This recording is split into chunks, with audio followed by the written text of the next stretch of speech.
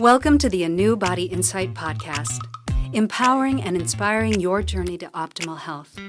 Hosted by Dr. Supatra Tovar, clinical psychologist, registered dietitian, fitness expert, and author of Deprogrammed Diet Culture. Rethink your relationship with food, heal your mind, and live a diet-free life. And Chantal Donnelly, physical therapist and author of Settled, How to Find Calm in a Stress-Inducing World. Here at City Club Los Angeles, we follow our guests' journey to optimal health, providing you with the keys to unlock your own wellness path. Tune in and evolve with us. Hello and welcome to the ANEW Body Insight podcast at City Club Los Angeles. I am Dr. Supatra Tovar, and sadly we do not have Chantal Donnelly with us today, but we will carry on in her spirit. She is on a vacation and we wish her all of the rest and relaxation she can possibly have. Today we have physical preparation coach Tom Legath, otherwise known as Legs. That's my nickname for him. He calls me Soup, but call him Legs. We're so excited to have you here today, Tom. I'm excited to be here. It's funny, actually. My grandfather, when he was in the Army, they called him Legs. Carrying on. Taking on the mantle. I love it. I love it. I'm going to read a little bit about Tom, and then we'll get right into our questions for him. Tom is a level 9 physical preparation coach with King Sports International and also has his own company, TL Performance. He began his training career in 2006 at LA Fitness. He also spent time at Equinox as a Tier 3 master instructor. In 2011, he opened a facility in Pasadena with 2 partners, but sold his share in 2017 to pursue physical preparation with King Sports International. Tom helps clients find solutions so they can fulfill their potential in their physical pursuits. Welcome, Tom. Yeah, well, thanks for having me. It's great to have you here. We really love to kind of delve into people's origin stories, how they, got the inspiration to do what they're doing today. What led you to become a trainer, a physical preparation coach, open your own business? Yeah, so that starts way back when when I was in high school, I got into bodybuilding. I was never very good at it, obviously, with my best friend. It was when you're a high school teen, it's like, how can we look good and meet more girls, And I just really enjoyed being at the gym, and I had played sports growing up. And then when I came to LA, I actually worked in the entertainment industry.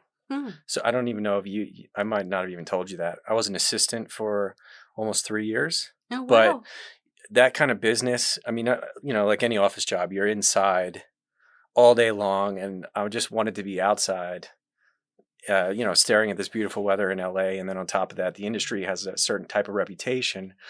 If you've ever seen the movie Swimming with Sharks, Mm-hmm. Have you seen that movie? Yeah. So my life was almost exactly like that. I saw that when I was working for this talent manager, and it was really funny. But anyway, I wanted to have more time to be outside, control of my time, and also financial security and time freedom is really important to me. So I wanted to find a way to break out of the industry. The pay is terrible when you're an assistant. So I wanted to, I liked training. I liked sports. I thought, let me see if personal training is something I would like. So I studied.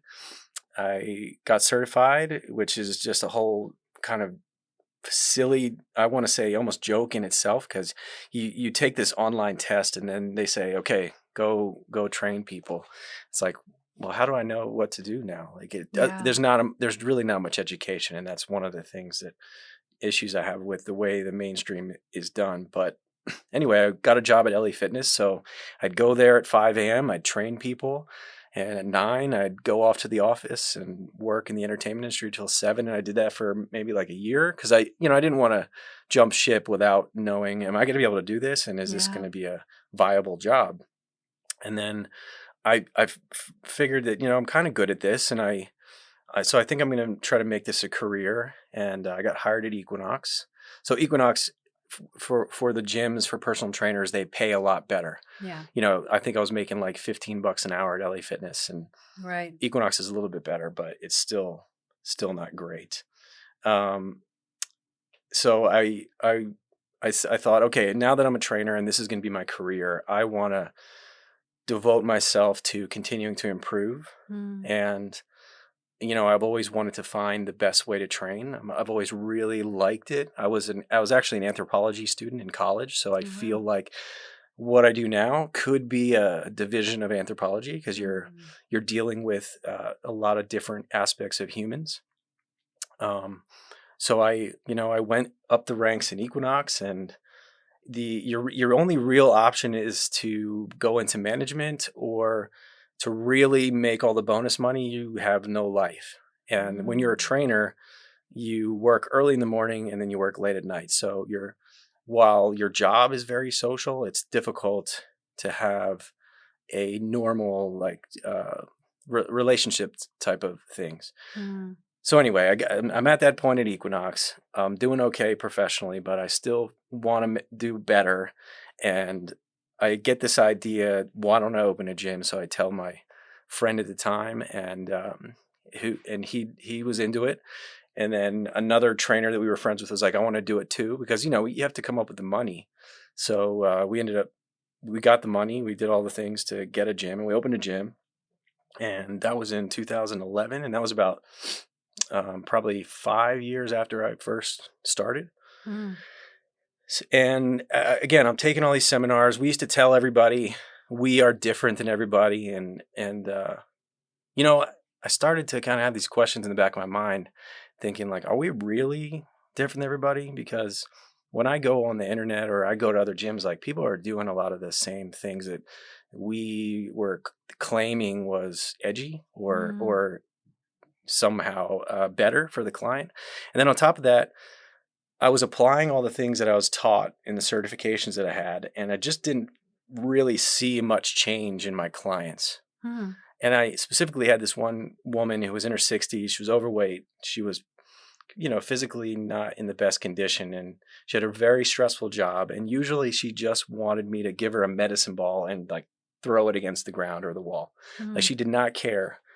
Other than that, it was all about, you could tell there's probably some unhappiness or some other things going on. And she just wanted to throw things. Yeah. And I was like, do I really want to charge this much money? Which for the average trainer rate back then for Equinox, it was like $100. So even though I wasn't working Equinox, I was probably charging about that. And I was like, I just, it's a bit soul sucking to like take money from people when you feel like, am I really helping them from doing that? And on top of that, running a gym became a second job. Yes. And so now I had even less time personally. And if you were to break down the per hour fee for all the work you're doing at the gym, you're probably making like $10 an hour. Even though you're taking in extra money, you're not really profitable. And so that was a kind of an eye opener. And then the big moment was I had a death in the family. My grandfather passed, and I learned so many things about him that I didn't know when he was alive. And he was a pretty inspirational guy. And I just was looking in the mirror and I was thinking, I'm not realizing my potential, and I don't know what to do about it. And I had taken this seminar, I'm kind of backtracking a little here, with Ian King of King Sports. And Ian has been training elite athletes since 1980.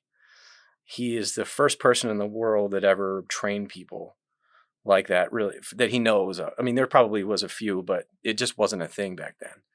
And by 1986, he had, I think at that time, over 100 athletes in his care. He went on to train thousands, and he still has, and different sports from all around the world. And then by the 90s, he started writing a lot of books on the methods that he's done. And what a lot of Americans don't know is that his influence on training is bigger than anyone else in the world. But since he's not American, he doesn't always get the recognition. And unfortunately, when he started releasing a lot of his material to American strength coaches, plagiarized his work like word for word, and he didn't have it. He didn't have it registered in the US at the time. And that was kind of the creation of the functional training movement, believe it or not. So a lot of the stuff that most people do lots of things in the gym that comes from him and they don't know it comes from him. And it's also bastardized. Like it's not done really well. So anyway, when I first met him, he had written a book called Barbells and Bull. And he did a seminar on it. And it's all about a lot of the, let's be straight, the BS in the fitness industry.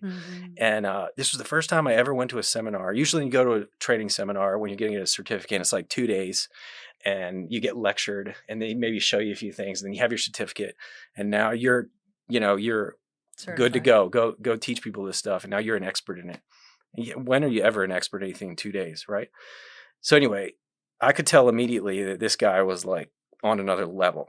And I was really blown away, but I didn't think that I could be that good. So I leave that seminar. That was in maybe 2010 or something like that. And fast forward to this time in, I think it was 2013 or 14 when I had that moment after my grandfather died. And I'm looking around the gym and I'm like, this is not going the way I thought it was going to go. It's not really progressing the way I want it to. And if I keep doing this, I was 32 at the time. I was like, this is not going to change by the time I'm in my 40s. And I said, and then Ian has a saying, when the student is ready, the teacher will appear. And then sure, lo and behold, I find out about another one of his seminars that's coming to LA in the spring of 2014. And it wasn't the first seminar he had done since 2010, but it was, for whatever reason, I didn't know about the other ones. So I went to the seminar and it was good as always. And he was like, why don't you do my coach education program? So in KSI, he trains athletes, but he also has a coach education to kind of share his training methods. And I was like, well, don't I have to go to Australia for that? Because he's from Australia. And for some reason, I thought that I did have to do that. And he was like, you don't have to do that. The first levels are all online. And I was like, all right. So 2014, I signed up for level 1 and I dragged my feet. I wasn't the best student, when in hindsight, I could have taken better advantage of my time, but I finished level 1 and 2, which are basically just some of the learning about his influence on the industry and his training philosophies. And then the big thing about KSI is if you want to go on after that, that's the last time it becomes traditional schooling, and which is, is that left brain where you're memorizing and stuff, right? So It stops being left brain and is right brain where you have to go and do and work on your skills and demonstrate your skill before you can move up in the levels. And so I did my first in-person camp in 2015. So we do these camps every year. And then I decided if you interview and you get accepted, you go into the mentoring program. And that's basically, you're going to go all the way with it. And that's where I am now. Well, I'm going to ask you more specifically about the functional training system and what that's all about. But I want to backtrack a little bit. And I want you to tell me a little bit more about your grandpa and how he influenced you. How did he change you? Because this seems like a really pivotal moment in your life. Yeah, it was, I think the biggest realization, he was an attorney. He was really active in public life. He was a solicitor for his town. He was a member of actually probably a club very similar to this in Pennsylvania for business people. And he was just really active in the community. But I think as a grandfather, he didn't really share that side. He played the role that he's meant to be as a grandfather. And so I kept his obituary on my computer for about a week. Just like reading it. And it was just, I just knew I needed to, I realized I was also having trouble with, bearing it all to the audience, that I was having trouble maintaining more personal relationships. And that was important to me. I wanted to figure that out. And I didn't know what to do. So I still remember that moment, at night where I was like, I need something. And then when he came back, I just knew this is the path that I'm supposed to be on. How do you think it's changed you in terms of, personal relationships? Well, I mean, we are big followers of Jim Rohn. Do you know Jim Rohn? Well, for your audience members as well, Jim Rohn he's mentored countless famous leaders like Tony Robbins, Darren Hardy, and many others. And one of his central points is work harder on yourself than you do your job.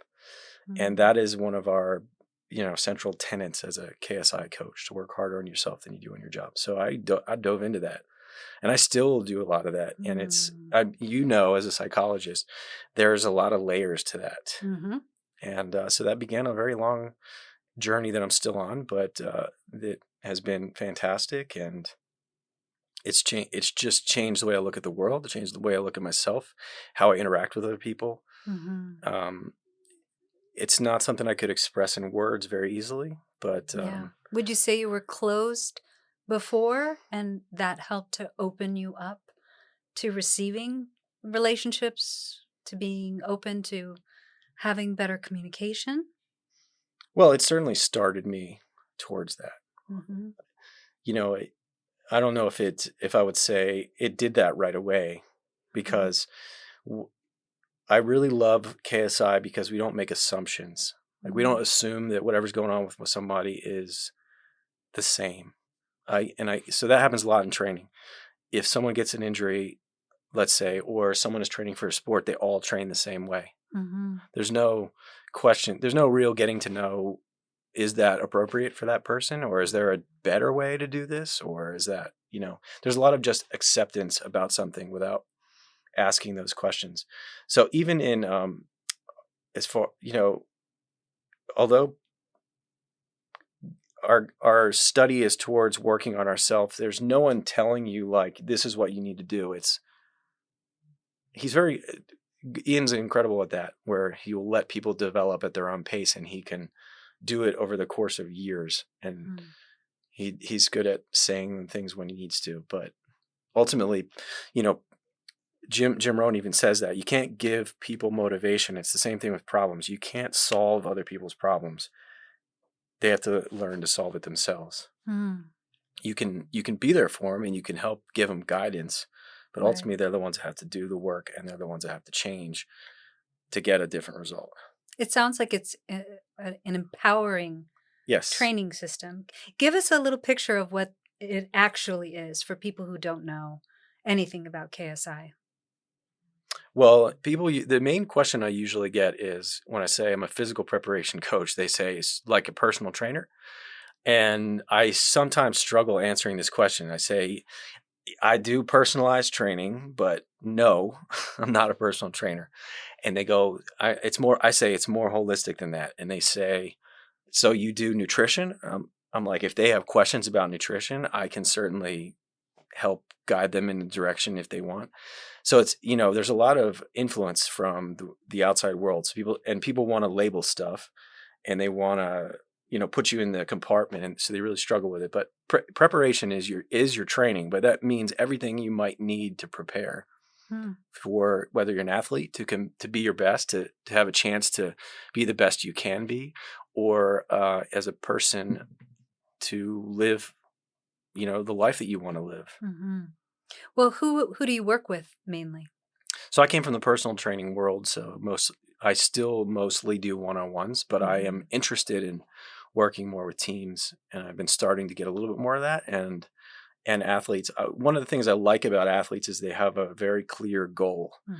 And we call them general population versus an athlete, is they don't usually have a clear goal on what they want. So it's for anyone, it's harder to achieve something if you don't really know where you're going, right? Right. You can say lots of vague things or regurgitate what everyone else says. Right. And it might not be what you want. So a lot of times with general pop, it's a lot more general, teaching them maybe how to set goals, or just basically how to take care of themselves and how to train properly. And so what does the training actually look like? I mean, there is strength training, there is conditioning, but those terms are, if you asked a lawyer, they could tell you the importance of the words you choose and what values you're implying and showing when you say that. So the training world implies that because strength is first, is most important and conditioning is second, and that's it. Well, there's so much more. There's an author named Tudor Bompa that came up with the athletic qualities, and those are like your technical work. So if you were a soccer player, you might practice your kicks and your passes. Like that's training. Mm-hmm. And you might do tactical stuff as a team, for your position. How am I going to play my opponent? Those kinds of things. That Right. falls into that category. And then the physical qualities are the strength, speed, flexibility, and endurance, and not necessarily in order of importance. Mm-hmm. So there can be a little bit of that. And then we are not psychologists like you are, so we don't do that kind of thing, but we do try to work on building someone up. How do you do that? I mean, it's you. Is it okay that I share that you did send me some questions? Oh, a yeah. little bit, yeah. So one of the interesting things you asked me was about play. Yeah, that was the next question I was going to ask you. Well, your training should be fun. So Mm-hmm. one way you do that is you make it fun. Mm-hmm.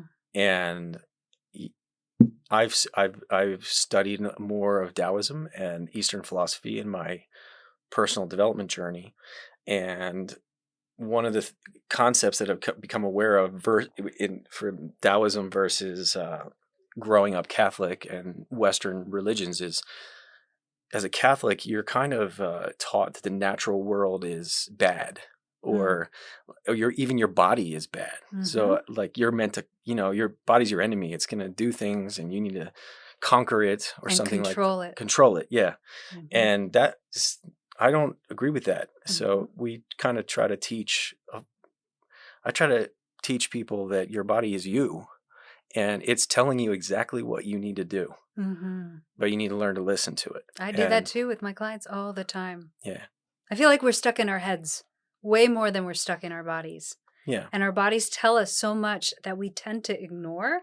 But if we really truly listen to that, we would function so much better, and our minds would actually function better too. If we just let that, go to the background a little bit and bring the body up. I don't think a lot of people even have an awareness of their body. So how do you do that? I mean, it is a challenge because realistically, most learning is kinesthetic. Mm-hmm. Very little learning happens verbally, as you've said. Yet Mm-hmm. we continually try to tell people stuff or teach verbally or learn that way, and kinesthetic is really the best way. So we try to ask a lot of questions rather than telling, because again, we want to let people make up their own mind. It's not for me.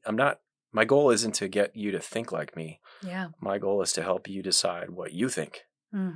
and then hopefully make better choices that are based on what you think and not what everyone else is telling you should think. Yeah, that's what I tell all my clients. Like I tell them that by the end of therapy with me, I want them to be their own best expert. If they can learn how to tune into themselves and really listen to themselves, their intuition, what their body's signals are telling them, then they don't need anyone else to follow or to, make into their guru. They can be their own expert. I love that you do that. And that's a big difference in our world versus as a personal trainer, where, usually when they go to the gym, and they do this in other areas too, they're like, you're the expert. You're supposed to know what to do to fix me. Like, you're supposed to fix me. Yeah. It's like, I can't fix you. Yeah. You have to fix you. But I can help you maybe look at things a little different. Yes. That's very empowering. You actually experienced your own physical injuries like back pain, your knees, your neck, your shoulders. My whole body. Well, I bought into the Kool-Aid. Like I said, I wanted to study. I felt like if I'm going to be professional about this, I'm going to keep taking continuing education. So I took all the seminars. I did kettlebell. I did whatever else. I forget all the different things I've done. Rope thingy. Oh, I did that. Yeah. Yeah. You name it. Flipping tires. Like, I did a lot of the gimmicky stuff. And so when I was 30 years old, and I was lifting really heavy quite often. And that's the thing. Strength training can be really valuable, but it's also has great potential to hurt you if it's not done well. And so, I started getting chronic back pain and my knees started hurting and other things. I really just was like, I'm not old. I'm 30 years old. Mm-hmm. And there's no way this is normal. Yeah. Because I've met plenty of people that are like, I'm in my 30s. This is normal. I'm not going to do anything about it. And I was like, I just hate this. I really cannot stand if I'm in pain. I like have to do something about it. Yes. And so that was another thing that drew me to Ian, because we do a lot of stretching. And I'd never learned stretching before. He often would say that there's a lot of mainstream people that tell you stretching is bad. I never really had anybody specifically tell me that it is bad. At least not back then, I don't think. But nobody really ever did it. Or when they did it, we did it. I only did it when I was a young athlete, maybe. Because I was born in early 80s, so it wasn't quite yet where everybody was doing strength training. So we did do stretching like in practice, but it was never part of any programs I learned when I did become a trainer. Foam rolling, they did, but a lot of that is because the industry is so equipment driven. Right. Like everything is about, if you can't sell equipment to it, they're probably not going to teach it. And stretching doesn't really require equipment. Right. And if you do buy like a band or something, it isn't going to cost you as much as buying the rack or the treadmill or whatever. Right. But I was drawn to that, and I really committed to doing it, and I was amazed at how it could feel. Yes, I noticed that. I follow you on the socials, and I do see that you really do promote stretching. And I think that is one thing that really makes you different from a lot of other trainers. And I do know, from being a Pilates instructor myself, how important it is not to just strengthen, but to stretch as well. And that's what drew me to Pilates, is that you were doing a combination of both. It was not your typical, upper body this day, lower body that day kind of training. It was really like full body strengthening and conditioning and stretching. And so I think that that's really, really important, because especially as we get older, we need to remain flexible. Otherwise, we're going to get, injured even worse. Well, I can't even believe it, but we're out of time for this half already. Of this. But this has been really fascinating, and we are going to come back for the second half of this wonderful episode with personal preparation coach. Physical preparation. Preparation coach, sorry. You almost did it. That's okay. Tom Legath, otherwise known as Legs. Thank you so much for joining us this week. Thanks for tuning into the ANEW Body Insight podcast. Please remember, the content shared on this podcast is for entertainment purposes only and does not constitute medical advice. You can find us anywhere podcasts are streaming, on YouTube at my.anew.insight and at anew-insight.com under the ANEW Body Insight podcast tab. Follow us on our socials at my.anew.insight on Facebook, Instagram, TikTok, and Threads for more updates. Tune in next time and evolve with us.